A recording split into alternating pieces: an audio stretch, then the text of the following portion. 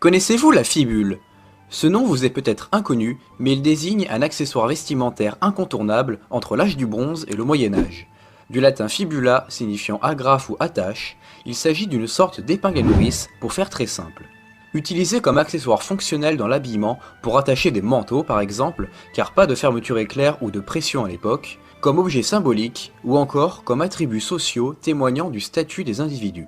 Nous allons voir un peu plus en détail quels étaient ces objets. Enfin, je vais pas vous lire une thèse non plus. Il existe deux grands types de fibules, celle à ressort et celle à charnière. Il en existe une grande variété témoignant de l'évolution de l'artisanat.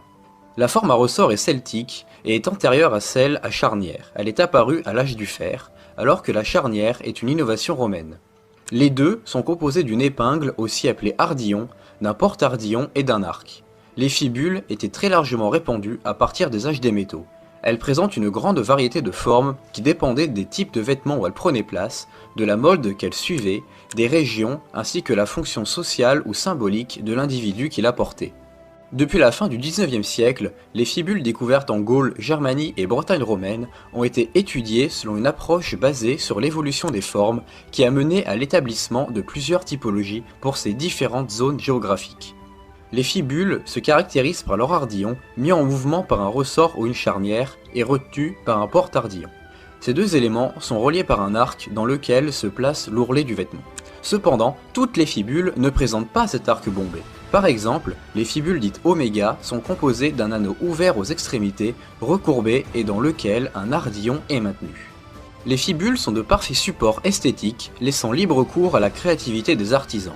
Certaines sont à peine décorées de motifs incisés ou estampés, alors que d'autres sont de véritables pièces d'orfèvrerie avec des jeux de couleurs importants. La variété et l'évolution rapide des formes poussent à croire que les fibules étaient des biens de consommation populaires, voire même des produits de luxe pour certaines.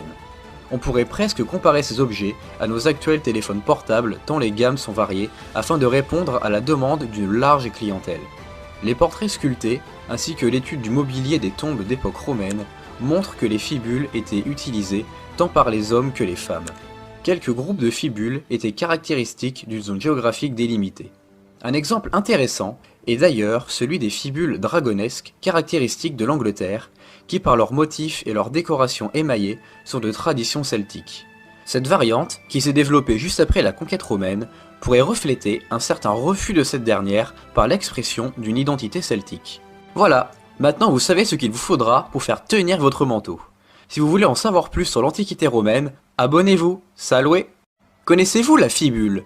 Ce nom vous est peut-être inconnu, mais il désigne un accessoire